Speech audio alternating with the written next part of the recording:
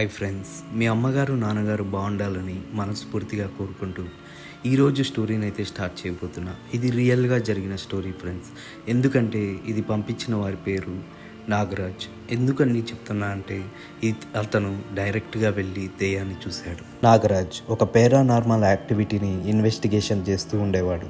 అందువల్ల నాగరాజ్ ఎంతో ఫేమస్.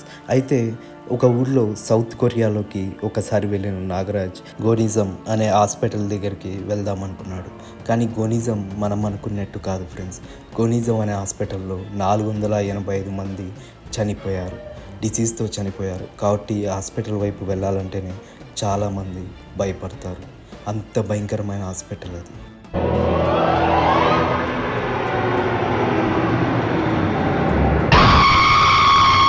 అంటే హాస్పిటల్లోకి నాగరాజ్ వెళ్దాం అనుకున్నాడు.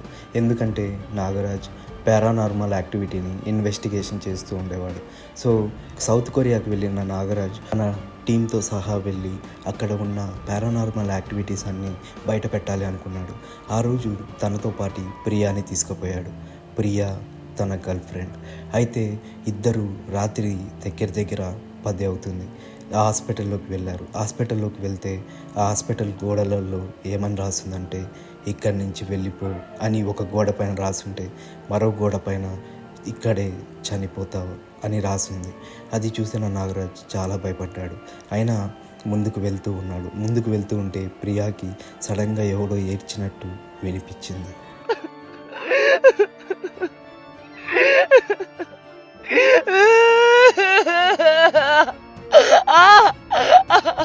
ఆ ఏడుపు వాళ్ళ వైపే వస్తుంది. వస్తూ సడన్గా ఆగిపోయింది. ఆగిపోవడంతో వెనక్కి తిరిగి చూసిన నాగరాజ్కి ఒక అమ్మాయి అటువైపుగా వెళ్ళడం కనపరిచింది. అంత అర్ధరాత్రి పూట ఆ హాస్టల్లో ఎవ్వరూ లేదు. ఆ హాస్టల్ మూసేసి దగ్గర 50 ఏళ్ళు అవుతుంది. అయినా కూడా ఎవరో అక్కడ వెళ్తున్నట్టు నాగరాజు కనపడడంతో మెల్లగా ఆ అమ్మాయి వెనకలే వెళ్ళాడు. వెళ్తూ ఉంటే ఒక రూమ్లో ఆ అమ్మాయి ఆగిపోయింది. ఆ రూమ్లోకి వెళ్దామా వద్దా అని నాగరాజు ప్రియ ఆలోచిస్తూ ఉన్నారు. అయితే వాళ్ళకప్పుడే ఆ రూమ్లో ఒక సౌండ్ వినపడింది.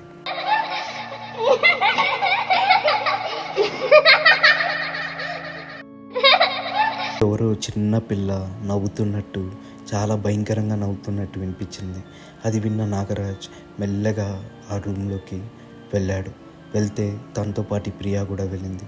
ప్రియా టార్చ్ లైట్ కింద వేయడంతో నాగరాజ్ వెంటనే టార్చ్ లైట్ తీసుకొని ఆ రూమ్ వైపు వేస్తే అక్కడ ఒక విచిత్రమైన దెయ్యం తన వైపే చూస్తూ కనపడింది. ఆ దెయ్యం అసలు తనకి కాళ్ళు చేతులు ఏమీ లేవు, ఒక్క తల తప్ప. తల మాత్రం గాల్లో ఎగురుతూ నాగరాజు వైపే చూడడం మొదలుపెట్టింది. అది చూసిన నాగరాజ్ వెంటనే భయపడి ప్రియాని అక్కడి నుంచి తీసుకుపోయాడు.